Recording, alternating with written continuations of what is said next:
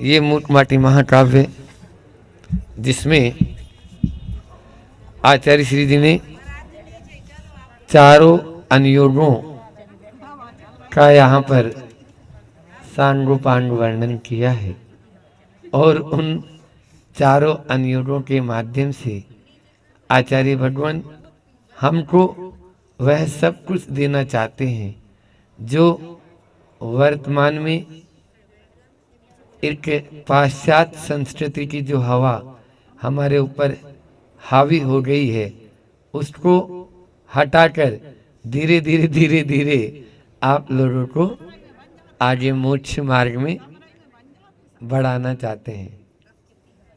क्या करना, विकल्प है क्या? नहीं, हमें नहीं लगे, हमें चारों तरफ पेट हो गया, लेकिन आप लोगों को भी लगेगी तो हमें क्या करना है बोलो, नहीं तो फिर वो बीच बीच में डिस्टर्ब नहीं हो रहा है। चलना है तो चलो, हमें बिल्कुल नहीं लग रही, अनुकूलता है अब जैसा है। हाँ, पानी टपकेगा तो देखेंगे फिर। तो हम बात कर रहे थे इस मूक माटी महाकाव्य के बारे में जिसे अपनी साधना की ऊर्जा के माध्यम से आचार्य भगवान ने रचित किया है।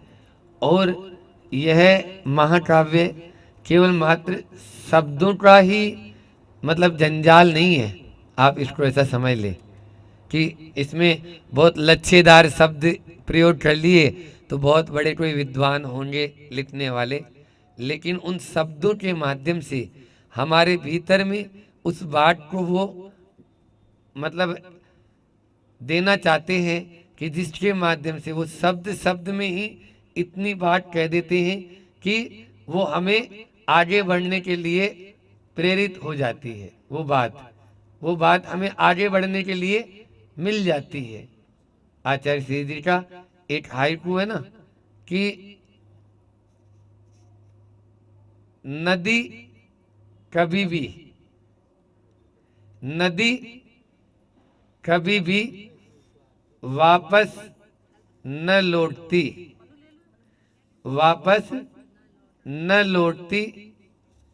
तू क्यों लौटता, तू क्यों लौटता। नदी कभी भी वापस नहीं लौटती, तू क्यों लौटता। अब देखो ना, शब्दों का ऐसा यानी जो है ना वो है प्रयोग कि उसके माध्यम से अभी आएगा इसमें भी अपन को, तो इनके माध्यम से कि जब एक नदी कभी वापस लौटती है, नहीं लौटती, तो फिर तुम मोक्ष मार्ग में आगे बढ़ गया तो क्यों लौट रहा है, क्यों पीछे मुड़ के देख रहा है। नहीं देखते हैं आज इसी मूक माटी के माध्यम से आचार्य भगवान इन शब्दों के माध्यम से कह रहे हैं। पेज नंबर 2, लज्जा की घूंघट में डूबती सी कुमुदिनी प्रभाकर के कर छुअन से बचना चाहती है वह, अपनी पराग को सराग मुद्रा को पाठुरियों की ओट देती है। देखें अर्थ इसका। कुमुदिनी का मतलब जानते हो? हाँ, कमल जो होती है ना, कमलनी जिसको बोलते हैं, तो कमल और कमलिनी ये दो होते हैं। तो यहाँ पर वही कुमुदनी है कि लज्जा की घूंघट में डूबती सी कुमुदनी। वह कुमुदनी जो है वह जब सूरज उठता है तो उस समय क्या करती है, वह उस घूंघट में डूबी हुई है, छिपी हुई है, अंदर में भीतर में जो उसकी पाखुड़ियाँ हैं उनके भीतर में बैठी है। वह प्रभाकर के कर छुअन, कर यानी हाथ होता है, प्रभाकर यानी सूर्य होता है। तो सूर्य के यहाँ पे कर क्या होती है? रश्मियाँ। रश्मियाँ मतलब किरणें। तो जैसे ही सूर्य की किरणें उसको छूती है, उसको यानी आकर स्पर्श करती है, बचना चाहती है वह, उनसे बचना चाहती है कि ये आ गए। जैसे कोई बच्चे को उठाएं अपन, कोई छोटा बच्चा सो रहा है तो वो देख रहा है कि हमें अभी तुरंत उठाएंगे, तो वो और ज़्यादा बचने की कोशिश करता है। अपनी पराग को, पराग यानी उसमें जो मतलब यानी जिसको कहेंगे रस, रस को पराग कहते हैं, फूलों के रस को पराग कहते हैं। अपनी पराग को, सराग मुद्रा को पाखुरियों की ओट देती है। वो कुमुलिनी उससे विकसित भी होती है। काय से? सूर्य के रश्मियों से, और उसमें वह पराग भी उसी से बनेगा, सराग मुद्रा को, क्योंकि उसमें राग है। किसमें? कमल और कमलिनी में राग है। आचार्य श्री जी ने एक बार प्रवचन किया था, जबलपुर के पास में एक गांव है जबेरा, जबेरा जबेरा, तो वहाँ पर प्रवचन किया कि उस दिन सूरज नहीं आया। सूरज नहीं आया तो बोले भक्त कैसा हो? बोले सूरज जैसा हो। भक्त कैसा हो? बोले सूरज जैसा, कमल जैसा हो। सूरज जैसा नहीं, कमल जैसा हो, कि सूरज आएगा तो हम खिलेंगे, सूरज नहीं आएगा हम नहीं खिलेंगे। सूरज निकलेगा तो हम खाएंगे, अन्यथा हम, बहुत सारे लोगों का नियम रहता है इन लोगों में कि सूरज के दर्शन करके ही वो, हाँ, गांधी जी की जो माँ थी तो उनका भी, तो ये तो सूरज के दर्शन करके ही हम भोजन करते हैं। ऐसा है नहीं, वो उसमें दिन भी में भी है। कल मकर संक्रांति थी ना, तो ऐसा सुनने में आता है, लेकिन लोग बताते हैं कि ये वाली नहीं है। हमने तो बचपन से सुना कि मकर संक्रांति जो होती है, कर्क संक्रांति एक और आएगी भी गर्मियों में जो आती है, हाँ मई में, वो गर्मियों में आती है। तो उस संक्रांति में उसको सबसे पास में वह सूरज होता है, और उसमें चक्रवर्ती को दर्शन होता है, केवल मात्र और किसी को नहीं। उसकी आंखें इतनी तेज होती है, ऊपर चला जाएगा और वहां से साथ साथ जैसे आप दर्शन कर रहे हैं ना भगवान के यहाँ पर चैताल्य में, वैसे वो अकृत्रिम जिन बिंब की वंदना यहीं से कर लेता है। हाँ, सूरज में है वो अकृत्रिम चैताल्य। तो सराग मुद्रा को पाखुरियों की ओट देती है। पाखुरियों की ओट मतलब वह जो बीच में जो कुमुलनी है ना, जिसको, जिसके सहारे वो पाखुरियाँ होती है, वो पाखुरियाँ ऐसे खिल जाती है वो सूरज को देख के, और उसमें पराग आता है। सराग मुद्रा है। सराग मुद्रा कैसे है बोलो? अभी आप लोग यहाँ बैठे हैं तो सराग है, आपको सराग तो है ही ना, हम भी सराग हैं। आप तो छोड़ो, हमें राग है कि आपको कुछ उपदेश हो जाए तो भैया कल्याण हो जाए इन लोगों का भी, और आपको राग है कुछ मिल जाए महाराज जी के मुखारविंद से, न जाने कब क्या बुलवा जाए। लो इधर अध खुली कमलिनी डूबते चांद की चांदनी को भी नहीं देखती। आंखें खोलकर ईर्ष्या पर विजय प्राप्त करना सबके वश की बात नहीं है, और वह भी स्त्री पर्याय में अनहोनी सी घटना। अनहोनी सी, देखो आप लोग सब बोल रहे सही है। वह जो अभी चांद जो है, डूबता चांद मतलब ऐसा नहीं है कि संध्या काल, चांद कब डूबता है? हाँ हाँ हाँ, भोर होती है ना, तब चांद डूबने का टाइम होता है, वो सूरज का आना और चांद का जाना ये निश्चित था। अभी आप शाम के समय सूरज जाएगा तो चांद आएगा, वो चंद्रोदय बोलते हैं उसको, वो चंद्रास्त होता है सुबह। तो सूर्योदय और चंद्रास्त एक ही बात है। तो यहाँ पर अध खुली कमलिनी, अभी वो पूरी खुली नहीं है, थोड़ी खुली है। वह डूबते चांद की चांदनी को भी नहीं देखती। क्यों नहीं देखती? उठते सूरज को सब प्रणाम करते हैं, ढलते सूरज को कोई भी प्रणाम, न ढलते चांद को करेंगे और न ढलते सूरज को करेंगे, क्योंकि ये भारतीय परंपरा नहीं, सबकी ही है। जो ऊंचा उठ रहा है, भूखे को सब खिला, पेट भरे को सब पूछेंगे, और जो खाली पेट है उसको कोई नहीं पूछेगा, कोई नहीं पूछेगा। इसलिए भिखारी भी अपने घर से निकलता है ना तो पहले एक आध दाना उसमें डाल लेता है, क्योंकि मालूम है ना कि भरे को आदमी भरता है, खाली कोई नहीं भरता। समझ आई? सब भिखारी है, अपनी अपनी जगह सब भिखारी हैं, चाहे कोई भी हो जो भिक्षा के लिए निकले हैं तो भिखारी है। तो इस तरह इस दृष्टि से देखा जाए तो वह है। तो इसलिए सब भरे को भरते हैं। अभी एक प्रसंग याद आया, एक यहीं मंडी बामोरा में आए थे, महाराज जी औषधि देना है, इतनी सारी औषधि हम लाए हैं। नहीं नहीं, आपके संग में भी वहाँ पर भी पहुँच जाए आचार्य श्री जी, वहाँ भी आपके द्वारा, पहले तो आप थे तो वहाँ हम देते ही थे। फिर मैंने उनको समझाया, देखो उन साधुओं की वैयावृत्ति है, उनको औषधि पहुँचाओ जिनको ज़रूरत है, जिनको ज़रूरत है। उनके पास में कोई देने वाला नहीं है, कोई पहुंचाने वाला नहीं है, चाहे तेल आदि है, चाहे और अच्छे अन्य कोई भी चीज़ है, तो ऐसे लोगों को वो कोई नहीं दे पाते। शिखर जी में मैंने देखा फटी साड़ी में माता जी है। हाँ, केवल लोग आते हैं। अब जो अच्छे प्रवचनकार हैं वो तो उनके तो वारे न्यारे हैं, बिल्कुल चल रहे हैं आराम से, मंच माइक और माला और सब लोग वहीं पर ही भाग रही है भीड़ भी।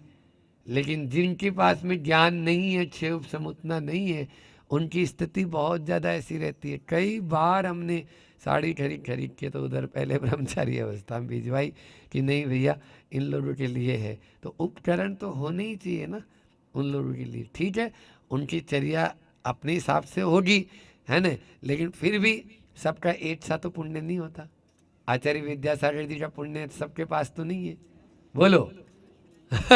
सबके पास नहीं वो, और हम लोगों के ऊपर भी वो ठप्पा लगा है, मोहर लगी है। हाँ, नहीं तो अभी इतने थोड़ी लोग बैठते, कभी बैठते हो जाता है ना कि नहीं नहीं महाराज जी का यहाँ पर, फिर भी हाँ बैठते हैं, ऐसा नहीं, मैं यहाँ ऐसा नहीं बोल रहा हूँ। हाँ, हाँ, लेकिन ये होता है, ये होता है एक दूसरे का जो है अपन को ध्यान रखना। तो यहाँ पर भी यही बोल रहे हैं, डूबते चांद की चांदनी को भी नहीं देखती, हुकूमत कुमुदनी भी नहीं देखती है। आंखें खोलकर, आंखें खोलकर वो उसको नहीं देखती, किसको देखती है? सूरज को देखती है वो तो सीधे सीधे। ईर्षा पर विजय प्राप्त करना सबके वश की बात नहीं है, क्योंकि जिसके पास में हो जाता है ना, जिसके पास में हो जाता है वो फिर उसको नहीं देखेगा, चाहे भले ही सगा भाई भी क्यों ना हो, सगा भाई भी नहीं होगा, उसको पहचानने से भी मना कर देते हैं। आज के ज़माने में पिता को, पुत्र को या भाई को पहचानने, ये इनको तो मैं जानता ही नहीं हूँ, ये स्थिति हो जाती है। तब जाके बहुत बड़ी पीड़ा होती है कि पैसा होता है तो सब पूछ लेते हैं, और नहीं होता है तो कोई भी नहीं पूछे थे। आप लोग सब जानते हैं। हाँ। और वह भी स्त्री पर्याय में अनहोनी सी घटना। अब वो कुमुदनी स्त्री है, कुमुदनी जो है स्त्री है, कमलनी तो स्त्री है, तो स्त्री पर्याय में, और वो भी ईर्षा न हो, बोलो ये हो नहीं सकता। तो इसलिए, लेकिन फिर भी ऐसी बात नहीं है। कुछ अपवाद होते हैं या जो मतलब आगे बढ़ जाते हैं मोक्ष मार्ग आदि में, उनके द्वारा या कसायों को भी सीमित कर लेती हैं अपनी, तो वे स्त्री पर्याय में होते हुए भी ईर्ष्या के ऊपर विजय प्राप्त करने की अपनी भावनाएं रखती हैं। अबला बालाएं सब तरला ताराएं अब छाया की भांति अपने पतिदेव चंद्रमा के पीछे पीछे हो छुपी जा रही, कहीं सुदूर दिगंत में दिवाकर उन्हें देख न ले, इस शंका से मंद मंद सुगंध पवन बह रहा है, बहना ही जीवन है। बहुत सुंदर। अबला बालाएं, अबला मतलब स्त्री का एक पर्यायवाची शब्द है। हाँ, स्त्री जो है ना अबला है, मतलब वह स्वयं अपने पाँव पर खड़ी न हो पाती है, वह सहारे की जरूरत होती है, चाहे पिता का सहारा मिले, चाहे पति का सहारा मिले, परिवार का सहारा मिले। ऐसी वे अबला बालाएं सब तरला ताराएं अब अब वो रात में जो चंद्रमा था, चंद्रमा के साथ में पूरे चारों तरफ ताराएं भी होती है, वे छाया की भांति अपने पतिदेव चंद्रमा के पीछे पीछे हो जाती है। क्यों हो जाती है? चंद्रमा आता है तो ताराएं रहती है, अब सूरज आएगा तो कौन पूछेगा उनको? कोई नहीं, उनका कोई महत्व है क्या? कुछ भी नहीं है। तो वो अपने पति के मतलब उपमा देखो, पतिदेव की तरह, जैसे पति आगे आगे चले गए, अब उनके पीछे पीछे उनकी पत्नियां भी जा रही है। उसी प्रकार से यहाँ पर भी वे अपने चंद्रमा पतिदेव जो है उसके पीछे पीछे हो छुपी जा रही है, वे भी छुपी जा रही हैं, क्योंकि हमें कोई देख ना ले या हमारा अस्तित्व कहीं समाप्त न हो जाए, कहीं सुदूर दिगंत में दिवाकर उन्हें देख न ले। आ तो गया। हाँ, दिगंत यानी दिशा होता है, हाँ, दिग यानी दिशा होता है। तो दिशाओं के अंत में जहाँ पर अभी वो सूरज आ रहा है, भोर हो रहा है, उस भोर के समय वह सूरज हमें देख न ले, नहीं तो हमारे तो अस्तित्व का ही नामो निशान मिट जाएगा। इसलिए अपने पति के साथ में चल दो, फायदा इसी में ही है। इस शंका से मंद मंद सुगंध पवन बह रहा है, और अब जब वह प्रातः काल की जब भोर हो गई है या वह सूरज आ रहा है, तो मंद मंद हवा जो है वो बह रही है, क्योंकि ताराएं तो चली गई है, चंद्रमा भी चला गया है, तो वह अब क्या बहना शुरू हो गई? हवा चलना शुरू हो जाती। जैसे ही सूरज, आप देखो ना, सूरज निकलेगा तो हवा आएगी, बादल होंगे तो हवा, ये नियम रहता है। जब बादल होते हैं तो हवा आती है क्या? उमस जैसी रहेगी, और जब बादल छट जाएंगे तो हवा चलने लगेगी। ये दोनों की व्याप्ति है। ये सब चीजें जनरल नॉलेज की बातें हैं, लेकिन होना चाहिए, आना चाहिए। तो सुगंध पवन बह रहा है, फिर आगे देखो क्या बोल रहे हैं, बहना ही, बोलो, बहना ही जीवन है, जड़ता जीवन नहीं है। आदमी क्या करता है? रुक जाता है, और रुक गया तो बहता पानी, बोलो, निर्मला, बहता पानी निर्मला, और रुक गया तो कोई नहीं उसका भला। अब कुछ भी नहीं, अब उसमें से बास आने लगेगी, हाँ, सड़ जाएगा।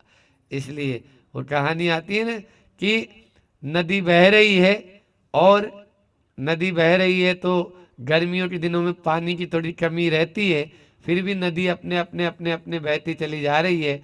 एक धारा, वहाँ पर नदी के किनारे एक वृक्ष था, तो उस वृक्ष के पास में एक छोटा सा गड्ढा जैसा था, तो वो उस वृक्ष के पास में चला गए, वो चली गई धारा, अब उसमें पानी भर गया। तो दूसरी बहन ने कहा जो जा रही थी, चल चल, यहाँ नहीं रुकना। बोले नहीं नहीं, पेड़ की छाया मिली हुई है इतनी अच्छी, और पेड़ भी देखो मुझे अच्छा देख रहा है, उसको भी, तो मैं यहीं रुक जाती हूँ। नहीं नहीं, अपना तो चलना ही स्वभाव है, बहना ही स्वभाव है, रुकना नहीं है अपन को यहाँ पर। नहीं, मैं तो यहीं, तू तेरी जान, मैं तो जा रही हूँ, तू तेरी जान, मैं तो जा रही हूँ। पता चला 2-4 दिन बाद में ही उस पानी में ऊपर हरी हरी, बोलो, सेवाल काई जम गई उसमें। क्यों जम गई? और वो जो चली गई, मंजिल पे पहुंचना जिसको था, वो पहुंच गई, महासागर में मिल गई जाके। ये होता है। बहता, समय भी बता देना, बहता बहता कह रहा, क्या कह रहा? पानी जो है वो बहता बहता कह रहा कि बहना ही जीवन है। रुक गए तो चलती का नाम गाड़ी, और रुक गए तो अनाड़ी। और बोलो, आपकी भाषा में ही बोल दी। अब चलती का नाम, और रुक गई तो, कितनी अच्छे से अच्छी गाड़ी हो, और मान ली कोई जंगल में खराब हो जाए, तो आप माथे में हाथ ठोकेंगे, जो का हो। हाँ, अब भले ही खटाला गाड़ी कोई पीछे से आ रही है, उसी को बोले भैया, वो जो आता है ना, आपके यहाँ गाँव में चलते हैं ना, जुगाड़ जुगाड़ जुगाड़, फट फट फट फट, उस इंजन लगा हुआ रहता है उसमें, बस 2 पटिया से लगे रहते हैं, बोले भैया आगे जाऊँ तो छोड़ दे तू, यहाँ तो हमारी गाड़ी तो हो गई। अब वो अच्छी BMW खड़ी है जंगल में। हाँ महावीर जी में बोलते हैं जुगाड़, महावीर जी में। हाँ, इधर इधर और कुछ बोलते होंगे। चलती तो है इधर भी, वो 4 पहिया में रहती है, उसमें बोरा बोरी लेके आते ना ये, जो ट्रैक्टर जैसा होता है वो। हाँ ट्रैक्टर जैसा बड़ा होता है। अच्छा पंजाब में भी खूब चलते हैं वो, बिना लाइसेंस की गाड़ी। हाँ तो वही, तो वो अच्छी जुगाड़ू रहती है। उसमें कछु नहीं, ज़्यादा है ही नहीं ना, बस 4 पहिया और इंजन है बस, और कछु नहीं है। और पूरे ने ऊपर छत है, न साइड में कछु है, न आगे पीछे कछु है, बस बैठ जाओ खाली। हाँ बहुत बढ़िया। तो कुल मिला के आप लोग देखो, तत्वार सूत्र का सूत्र याद करो, निष्क्रियाणि च, आता है। तो ये जो 5 जीव के अलावा जो है ये निष्क्रिय है। जीव क्या है? जीव क्या है? सक्रिय है। उसका बहना स्वभाव है, वो क्रियावान होना चाहिए, एक्टिव। हाँ जो एक्टिव है वो जीव, और जो एक्टिव नहीं है वो, मैं नहीं बोल रहा, नहीं तो मेरा नाम लगा दो आप लोग। हाँ आचार्य उमा स्वामी महाराज बोल रहे हैं। इसलिए आलसी टट्टू नहीं बने, बैठ जाए तो उठे नहीं रहे, अब उठ रहे तो बैठ, अरे अब रहने दो, कौन उठे, एक रोटी और ले, अब भूख तो है, अब रहने दो, अब नहीं उठे जा रहे हमसे। तो जितने हैं उतने में ही सोच समेट के काम चला लेती है। हम तो देखते हैं ना, बाद वाले की स्थिति वैसी ही रहती है वो, अब भूल गए तो अब चलो इतने में ही रहने दो, अब कौन बना है, अब रहने दो, अब इतने में और इतना ही खा लें, चलो थोड़ा बना बनू कचू कर लें, माताओं में कृपा रहती है। चलो लो ये संधि काल है ना, महक उठी सुगंधी है, छोर छोर तक चारों ओर। सुगंधी जो है चारों ओर फैल गई। रात में सुगंध नहीं है, वो प्रातः काल में जो कुमुदनी थी ना, उस आपके बाजू में जो तालाब बना है, उस तालाब में कुमुद तालाब हो, यदि मान लीजिए कमल खिले हो, तो उसकी जो मंद मंद मंद मंद मंद मंद वह सुगंध जैसे ही भोर होती है तो आपके छोर तक, घर के दरवाजे तक वह सुगंध आ जाती है। जब हम जाते हैं ना, अभी पहले गौशाला जाते थे चातुर्मास में, तो एक आपके फ्रीगंज में जब रुके थे तो उधर से निकलते थे, फ्रीगंज में पीछे की पीछे रेलवे लाइन पे निकल जाते थे। उधर 2-3 घर पड़ते हैं जिनमें केवड़ा केवड़ा केवड़ा गुलाब और केत की चुनाई के पारसनाथ भगवान की पूजा में पढ़ते, सफ़ेद सफ़ेद होता है ना। अब वही टाइम हम लोग जाने का, और वही टाइम उस समय पुष्प का उसका खिलने का होता है, यही यही कुमुदनी का बात आई। हाँ तो वो इतना तेज, यानी उसकी खुशबू रहती है बहुत तेज, तो हम तो थोड़ी देर बाद धीरे ही हो जाते थे। मतलब अब फ्री पोर्टेड में आ रही है तो ऐसे अलग से थोड़ी सेंट वेंट लगाएंगे अपन लोग। तो वो अपना भी आ रही है, तो ये होता था। वो अपने तो वो बहुत अच्छे पेड़, और इतने बढ़िया वो पूछ में जड़ रहे हैं, ऐसा लगता है जैसे भगवान अपने ही लिए कर रहे हो वो सब। फूल पुष्प वृष्टि जो होती है ना पंचाश्चर्य में, वैसा तो बहुत अच्छा है ये। तो महक उठी सुगंधी है, छोर छोर तक चारों ओर। मेरे लिए इससे बढ़कर श्रेयसी कौन सी हो सकती है, संधि वह। बहुत बढ़िया। संधि जो है ना अच्छी नहीं मानी जाती। संधि जो होती है ना, साझे का व्यापार बोलते हैं इसको, पार्टनरशिप। हाँ वैसे अच्छी नहीं है वो, है ना। वो ताशकंद समझौता हुआ था, अभी पाकिस्तान के साथ में भी संधि करने की बात चल रही थी, है ना। तो ये संधियाँ अच्छी नहीं मानी जाती, लेकिन इससे अच्छी श्रेष्ठ संधि कौन सी होगी? कौन सी? संधि काल। 3 संधि काल होते हैं ना, तो 3 संधि काल में अभी एक दोपहर में 12 बजे था और एक शाम को आएगा। लेकिन जो प्रातः काल की जो संधि है, श्रेष्ठ यानी श्रेष्ठतम, अच्छी, उससे अच्छी और क्या संधि होगी? उससे अच्छी कोई संधि नहीं होगी, क्योंकि वो ब्रह्म मुहूर्त है। उस समय सूरज का आगमन हो रहा है, उस समय प्रकृति की हर मतलब यानी पुलकित हो जाती है। ये भले ही आज के इंसान की विडंबना कह दो, पंचम काल की मतलब यानी इसको बलिहारी कह दो कि वो रजाई ओढ़ के ठूठी तान के सो रहा है। हाँ ये है अच्छा मुंबई, अभी तो 10 बजे 11 बजे उठ रहे हैं, तो ये अलग बात है। लेकिन सबसे अच्छा वो होता है, आज ये वो थी ना प्रिंसी आई है कि नीचे होगी, तो वो बोल रही थी महाराज सुबह की क्लास में आए तो ऐसा में मतलब आनंद आया कि हर चीज समझ में आ रही है। उस समय अपने दिमाग की जो है ना अंदर में जो कमल है वो भी खिला हुआ रहता है। आदमी को जिस समय पढ़ने चाहिए वो उस समय सो रहा है, रात में 2 बजे तक पढ़ लेगा। अब वो जब तक तो वो बंद है ना अंदर में, जब वो दक्षिणी बंद है तो क्या तुम उसके अंदर से घुसाओगे क्या? दक्षिण तो खुलने दो, दक्षिण कब खुलेगा? सुबह प्रातः काल ब्रह्म मुहूर्त में। हम कभी अपने जीवन में 9 बजे बाद नहीं पढ़े, 72% एमकॉम में लाए, बोलो कभी नहीं पढ़े 9 बजे बाद, कोई कितना ही कुछ कह दो। बल्कि 8:30 आप पढ़ाई के एग्जाम के दिनों में तो हाँ सुबह 2:30 बजे 3 बजे उठ के और अच्छे से बढ़िया सब पूरी जनता सो रही और अपन हो अर्ध निशा का सन्नाटा, वन वे वनचारी चरते हो, तब शांत निराकुल मानस में एमकॉम की पढ़ाई करते हो। काटली तत्व का चिंतन बोल रहे हो आप लोग, हाँ बीटेक की पढ़ाई करते हो, डॉक्टरेट की पढ़ाई करते हो। ये हमारे आचार्य भगवान पूजाओं में लिख के गए हैं, तो उसको क्यों नहीं समझे अपन? यहाँ पर भी वही बात कह रहे हैं कि इससे अच्छी बढ़िया संधि कौन सी होगी? इस सबसे अच्छी संधि है कौन सी हो सकती है? न निशाकर है न दिशा, न दिवाकर है न दिवा, अब ये दिशाएं भी अंधी हैं, पर कि नासा तक इस गोपनीय वार्ता की गंध जा नहीं सकती। ऐसी स्थिति में उनके मन में कैसे जा सकती है दुर्विसंधि वह। बहुत बढ़िया। निशाकर का मतलब होता है, हाँ तो निशा को करने वाला, निशा का मतलब रात्रि, और उसको कौन करता है? चंद्रमा। निशा का चंद्रमा का पर्यायवाची शब्द है, ये आप लोगों को याद रखने पड़ेंगे थोड़े थोड़े। तो दिवा यानी दिन, दिन को कौन करता है? क्यों? हाँ दीपा बता रही है, तो सूरज, सूर्य है। तो न निशाचर यानी चंद्रमा है, न दिशा है, न दिवाकर मतलब यानी सूर्य है, न दिवा, न दिन है। दिवा यानी दिन। अभी दिशाएं भी अंधी हैं, क्योंकि अभी पो नहीं फटी ना। पो फटने वाली बात होती है तो उसमें हल्की हल्की अभी पूरी मतलब आप अच्छे से चल नहीं सकते। अभी मुनि महाराज जी के गमन का समय अभी बिहार का समय नहीं होता उस समय, तो वो ये उस समय की बात हो रही है।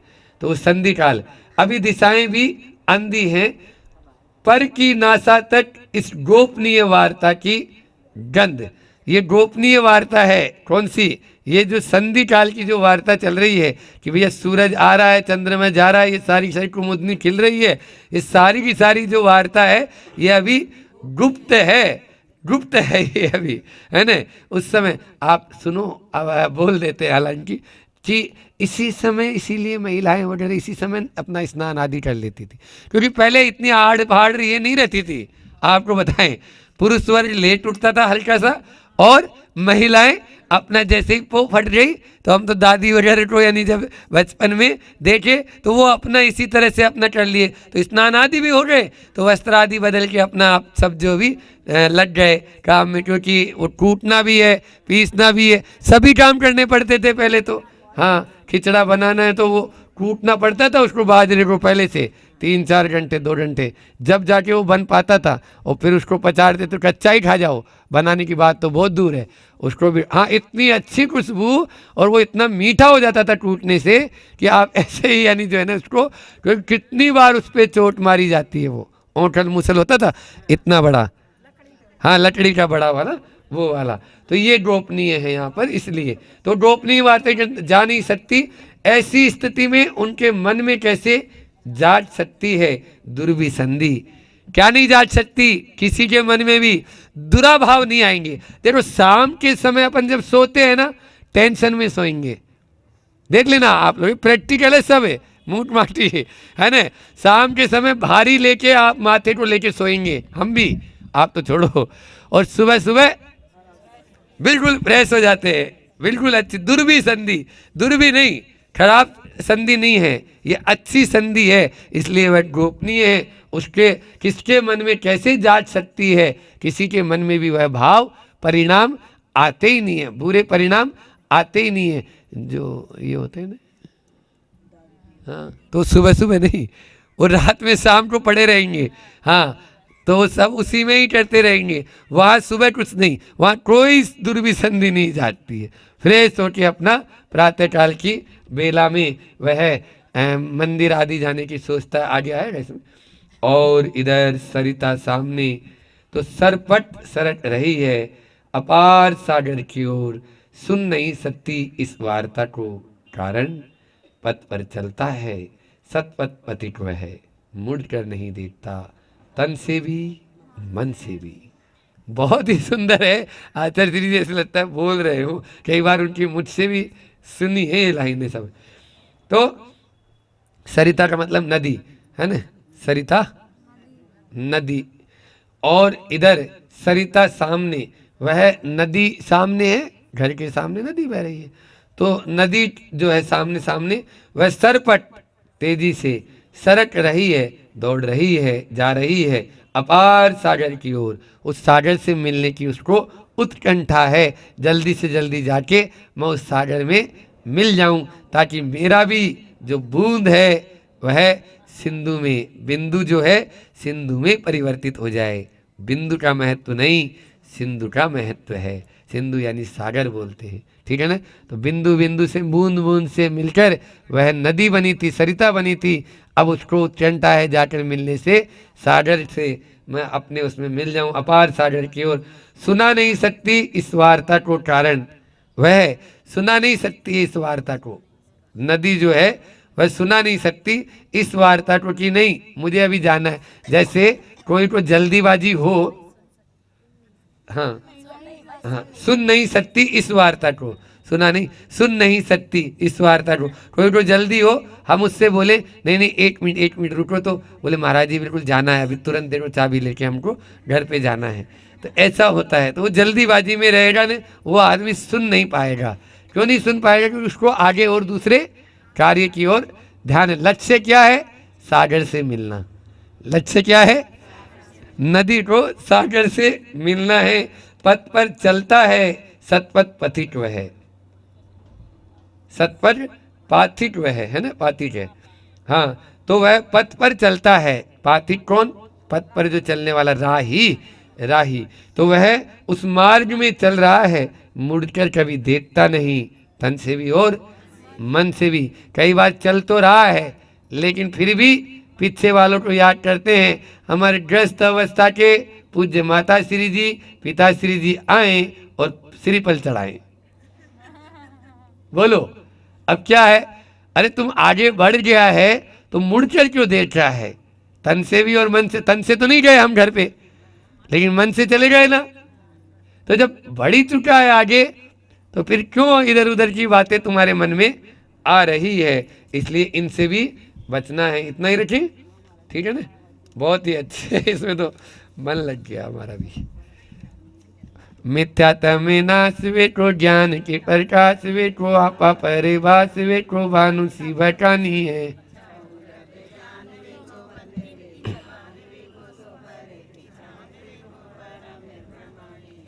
अनुभव बताए वेठो, जीवों के काहू न सताए वेठो,